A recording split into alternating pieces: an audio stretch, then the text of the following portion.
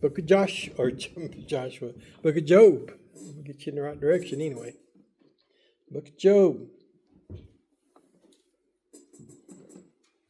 Chapter number 2. If you find Psalms, go left one book. Joshua chapter 2. Recall that we left Job now. He's had his experience with the devil. The devil's been allowed into his tater patch.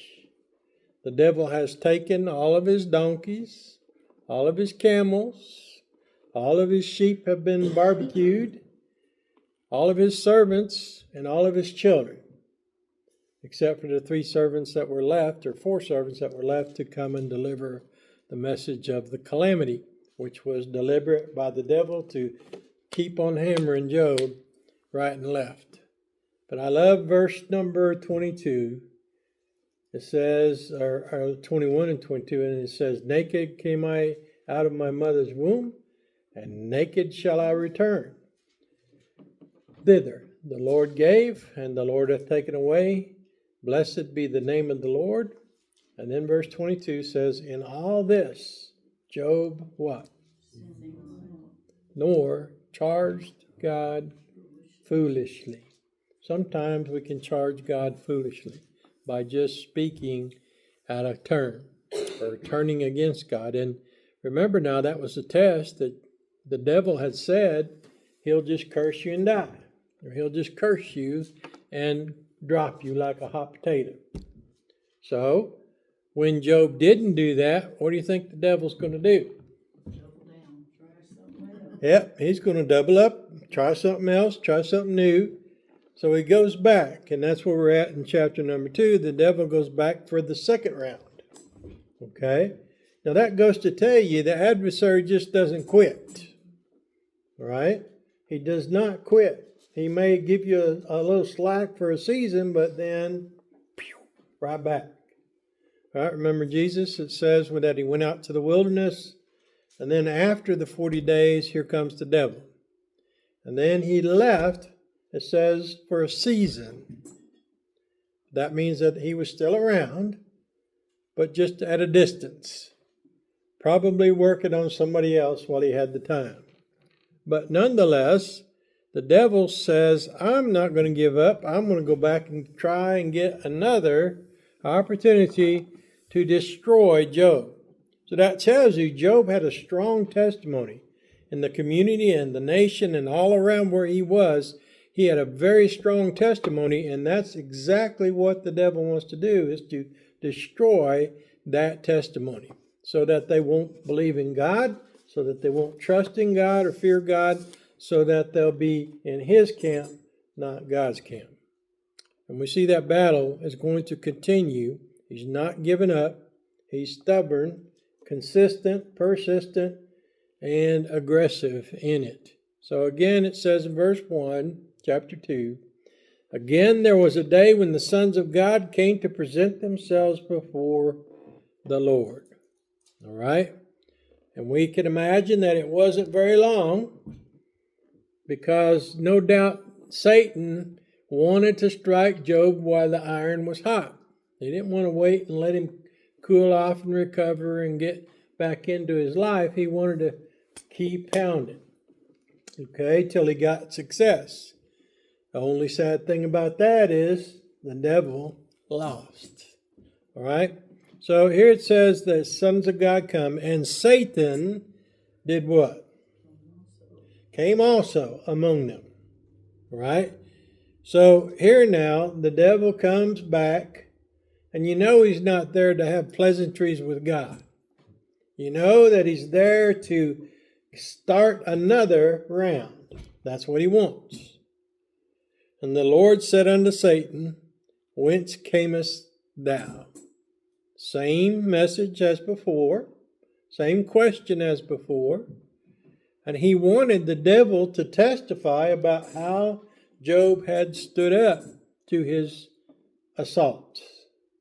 So the devil begins his attack on Job's character and integrity. And look what the Lord asked him in verse 3. He says, and the Lord said unto Satan, Hast thou considered my servant Job, that there is none like him in the earth, a perfect and an upright man, one that feareth God and escheweth evil. You remember that? Does that sound familiar? Right. Chapter 1, verse 1, right? Chapter 1, verse 1, same statement. Now, this isn't Job bragging on Job. I want you to see that too. Who is it that's bragging on Job? The Lord. Now, that's saying a lot, isn't it? For God to be speaking of a man like this, that's a rare thing. It shouldn't be. We wished it wasn't. But it's a rare thing for God to be bragging about his servant Job. So here it is. God is kind of like driving a nail in the devil's tail here. You know, get a picture of it. You had your chance, devil. Look what happened. Okay? Have you looked at Job? And he knew he had. God knows everything, doesn't he? He was right there when the devil did what he did. And he was right there when Job was worshiping him at the end. He was right there. He could see, he could hear.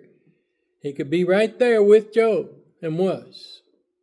And now, he says, "Oh, devil, what you think now about my man?"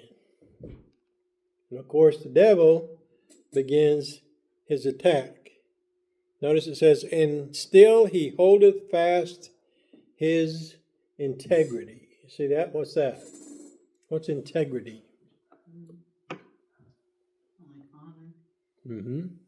Truthfulness, his honor, his standing, his constitution, any of those words that refer to his relationship with God and how he conducts himself accordingly. Right? Remember, it's like in Christ, we see truth and light. And we see that in Job, truth and light. And Job in places is a type of the Lord Jesus. And we see that Job didn't fall off the wagon, as we say in some circles. He didn't turn to alcohol to drown all his sorrow, did he? Nope. We'll see here, after the devil gets a hold of him, he'll do something unique. But he doesn't turn against God. He doesn't turn to other things as crutches or as some type of remedy. And I ask you this, can alcohol cure that kind of problem? But how many people turn to alcohol to cure their problems? Right? Many. But there's no answer in alcohol, is there? Just demons, I think.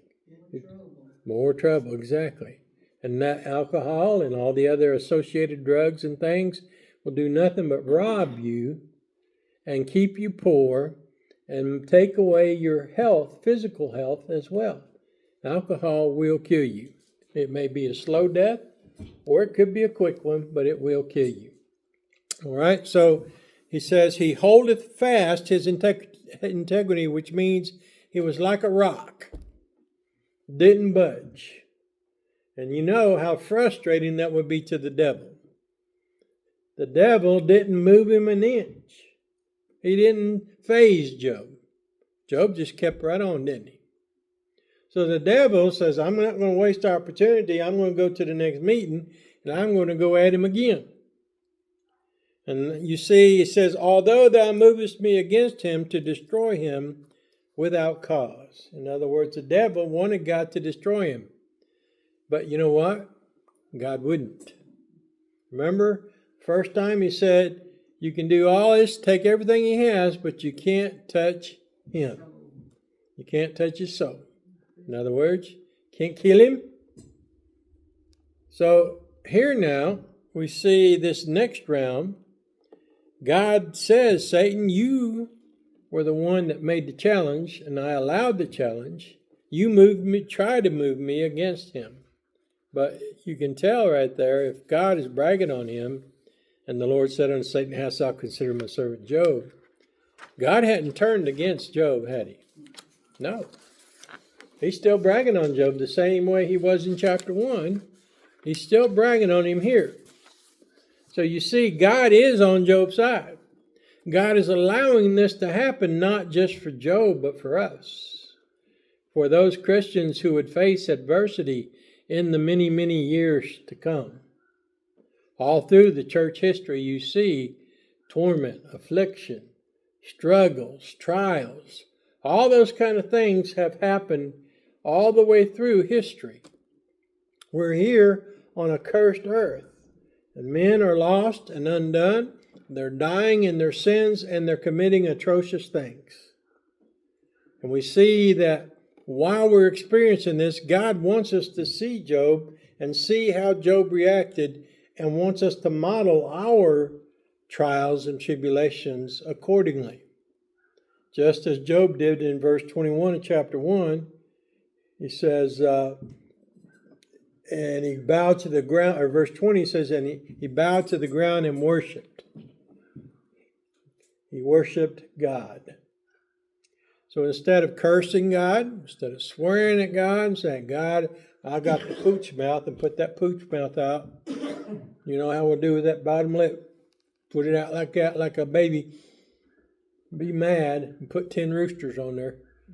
Big enough for 10 roosters. Well, we get pouty faces, don't we? Pout. We want to pout. Oh, God's picking on me. It ain't right. Nobody else getting picked on but me. And that's how a lot of people try to justify quitting on God.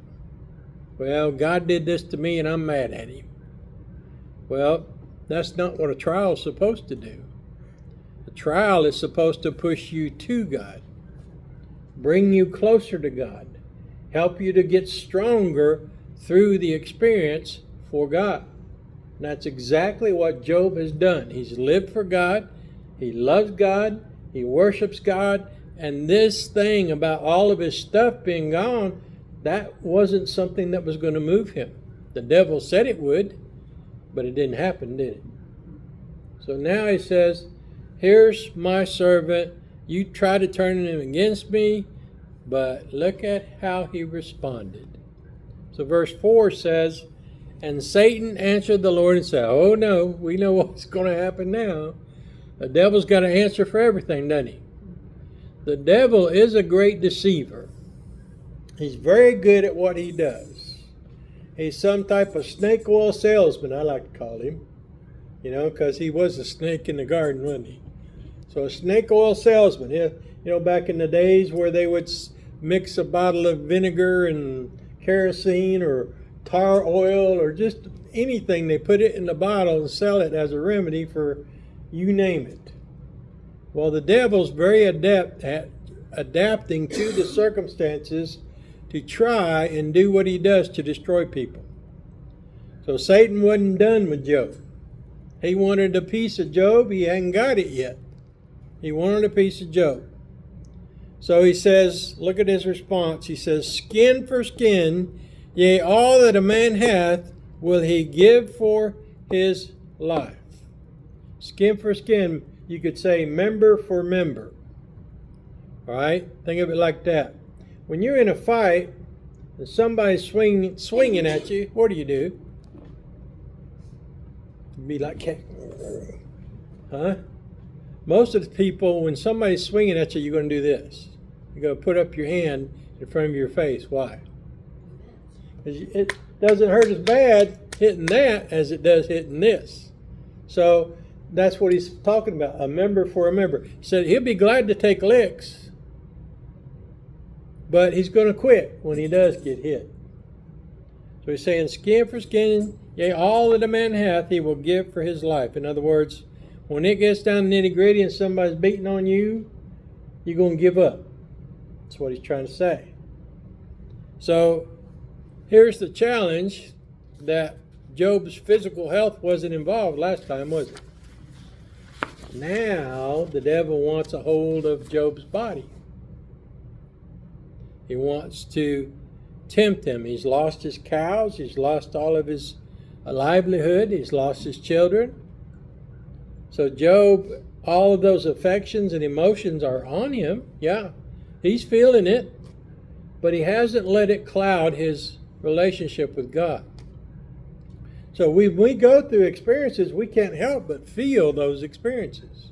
We can't help but feel those trials and tribulations. Job was feeling it. And the devil did not want to let up, so he's going up with another idea. He says, I want to get a hold of him. Verse 5. But put forth thine hand now and touch his bone and his flesh. Now, you ever got hurt in your bone? Anybody in here ever had a broke bone? Charlie has. Anybody else? Aaron has. Okay. I haven't had a broke one, but I've had a lot of them replaced. So, a bone hurt is bad. You ever done any carving and you carve with them little sharp knives with the needle-like points and you carve and stick yourself? That little old finger hadn't got a whole lot of skin on it. When you stick yourself, you stab your bone. And man, that's like getting a nail in your foot. Ooh, it hurts. Yeah, how many's had a nail in their foot? It's the same principle. Yeah. Same principle. When you get stuck like with a piece of metal, man, that makes that hurt just that much more in your bone. So bone and flesh, he's saying. Put forth thine hand now and touch his bone and his flesh, his whole body. So this second trial, he's trying to move God to take off his hand of providence that was protecting Job. See, so he wants God to let him have at it. God's not going to do it. The devil's going to do this. And look what he says. And he will what? Curse thee to thy face. Right? Isn't that what he said last time? So now he's going to say, if you affect his health and take off your protecting hand and let me have at him, he'll curse you. Well, look what God said in verse 6. And the Lord said unto Satan, behold, he's in thine hand. But, I like this one, you need to underline that one. But, what? Save his life. In other words, you can't kill him. I won't let you kill him, but you can touch him. Last time the devil couldn't touch him. So he's making progress, ain't he? He thinks he's making progress. He says, but save his life. Which means he's not allowed to kill Job. Now, remember, Job's still in the agonies of the other things, still in the pains, but he's dealing with it in the right way and turning it over to the Lord. He's fell down on his face and he's worshiped God, and he's lifted up and praised God, and he's told his wife, he said, I come into this world naked, and I'm going to go out naked. It doesn't matter whether I've got anything or not, but I'm still going to maintain that I love the Lord and the Lord loves me. And that's the consistency that God wants us to see with Job. Now notice, verse 7 said, did Satan take a vacation before he went and seen Job? No. It says, he left the presence of the Lord. Verse 7, it says, and so went Satan forth from the presence of the Lord and what? Smote Job. He didn't waste no time, did he? He wanted to keep that flame hot. And that's something we have to remember. The devil's not just going to take one little pin and stick you. He's going to keep at it. He's going to keep jabbing you and jabbing you and jabbing you until you get so frustrated and so depressed and so angry and all those things in one. Then he's going to trip you up and you're going to end up doing something you shouldn't. That's his way of handling things. That's his, what would you call that? Modus operandi, I believe is how they say that. M.O. So the devil's hard on this boy. But notice what he does. He says, and he smote him with what? Boils. Bowels. Say it right here. What is a boil?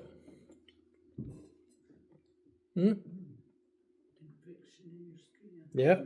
It's some type of infection way down deep in your skin, way down deep, and it forms a little pustule around it, and it begins to pull on that infection tries to pull it. The infection is designed, your body's designing to pull that infection out. That's why it swells and becomes a big old festering thing. Your body is trying to expel whatever that is in there. So imagine now, has anybody in here ever had a boil besides me? Do they feel good? Mm-mm. They don't. Okay, they hurt. It's like a toothache when you got a toothache. What's the one thing you think about? That tooth. You're never going with your tongue the whole time your tooth is hurting, right? I mean, that's all you can think about. And what you can imagine now, look at what he did to him. He didn't just give him one boil. And it wasn't this slow, drawn-out process of the boil getting infected and then a little bit, and then it starts to swell a little bit. No, it's boom, he's got him. So it's like overnight he's covered, and notice how it says that he did. It smote Job with sore boils. Now notice they're sore boils. From where? Now how many of you all are tender-footed? Can you walk on gravel with bare feet? So you're real tender on the bottom of your feet, ain't you? Most people are, but I mean, a lot of people can go outside with no shoes on and enjoy it. I grew up without hardly any shoes on. I can't do it now because my feet are more tender. But think about this now. That's a tender place, isn't it? What other kind of tender places you got on you? Think about all your tender places, the places that hurt real easy.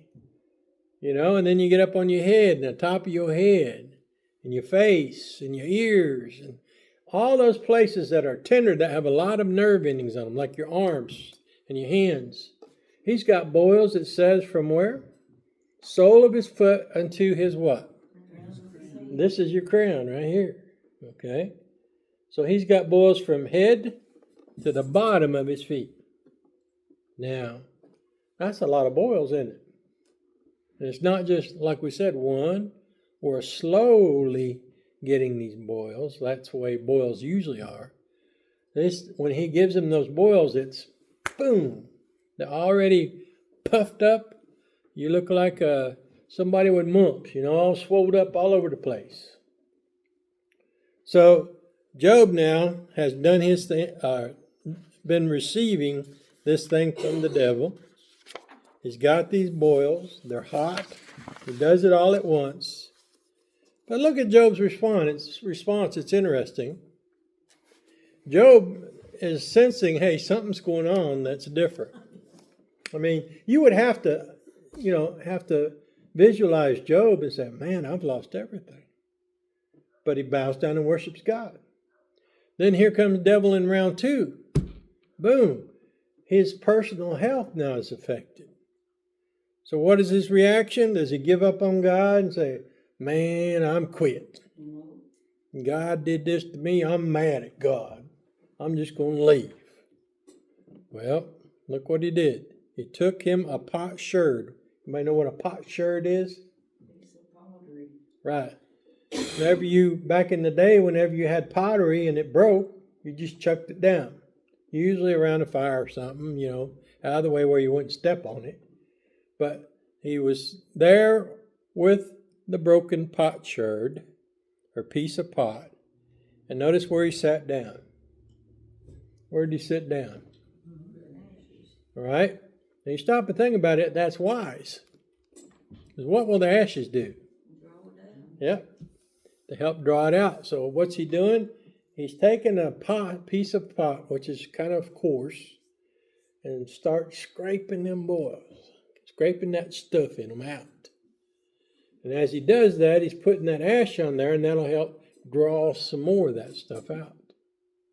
Now, you don't see him here cursing God or anything like that. It says, so he's there with the potsherd, he's scraping with all. He sat down among the ashes to help soak out some of that soreness.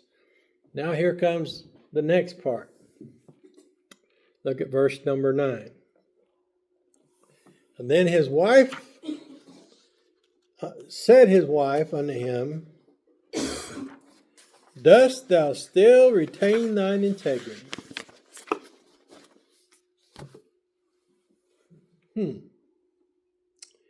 I think I know where this is coming from. Remember Eve in the garden? Who sinned first, Adam or Eve? Eve. So she's give in, ain't she? And the devil's using her like a little parrot on Job's shoulder, saying, you still going to stick up for God or not? He said, I think you're going to quit God. You might as well quit God. He's quit you. See, it says, his wife said, dost thou still retain thine integrity? What does she want him to do? Look at that. Curse God and die. How loving is that? How much loving is that? Curse God and die.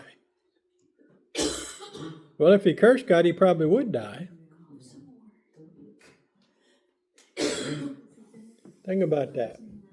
Here's his wife saying, hey, curse God and die. So she is being used by the devil to do what to Job? Tempt him and to grind him like he's grinding on them boils. Just bearing down on him. Okay? Bearing down on him. The pressure is intense. The physical pain, the mental pain he's going through for the loss of everything prior to this. He's doing pretty good when the devil comes for the second time because he's worshiped God and he's still in that right relationship. But now here comes the pressure. Job is hurting physically. And here comes his wife now saying, hey, won't you just quit? Won't you just die? Ain't that something? Won't you just curse God and die? See how frustrating that could be to Job? That's exactly what the devil wanted. So you see, his wife was not the helpmate in this case, was she? No, she wasn't helping Job at all, was she? Exactly. She was helping the wrong team. And sometimes you'll find yourself, if you're giving advice like that, you'll find yourself being used by Satan. That's not the best place to be. Matter of fact, it's a dangerous place to be. So his wife wants him to quit and curse God. And I can hear the devil just, yay, good job, keep on, do it again. I can just hear the devil doing that. But we're going to leave Job right here. He's in a pile of ashes. His wife's come at him. The devil's come at him the second time. And now Job has a decision on how he's going to react. So look at how he reacts there. And we'll pick up with there the next time how Job reacts from verse 10. And then here comes another round. The so-called friends show up at the end of this chapter. So we'll take up with this curse God and die, and then we'll finish up the chapter and look at these so-called friends that are going to come to see him. Now, it's interesting how all this happened, and his friends don't come for a while. And what kind of friend is that? No doubt everybody had heard about it, because this was no small doing. This was a huge slaughter of everything. I mean, it would have a drastic effect on the economy in that area. As big as Job's outfit was, it would have to affect a lot of people. Well, Job's not out here buying stuff or buying food or whatever for the animals and all that. Boy, I'm hurting now. So everybody would have heard about it. But look how long it takes for these so-called friends to show up. And that you can see they didn't show up for Job.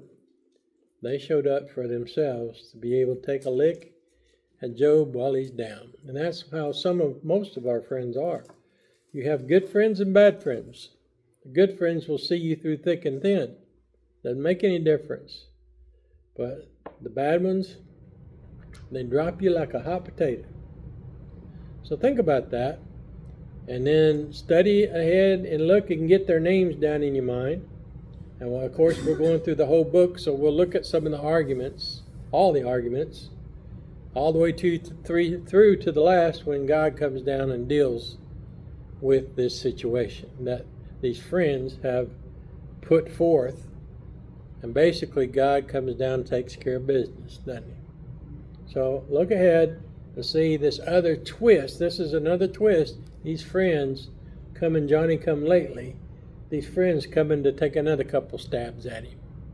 So he's got his wife down there stabbing at him. He got the devil stabbing at him. And now he's going to have his 4 friends stabbing at him. Well, that's a lot of stabbing, ain't it? But remember that phrase, in all these things, Job sinned not, nor charged God foolishly. And the same response should be coming out of us. When we go through the trials and the tribulations of life, we have to trust that God knows exactly what he's doing, and that when he allows this to happen to you, there's a purpose and a reason. Not just to be mean to you, not just to make you feel bad. It's a purpose to make you grow closer to him. So think about that, and we'll stop there. All right, let's all stand.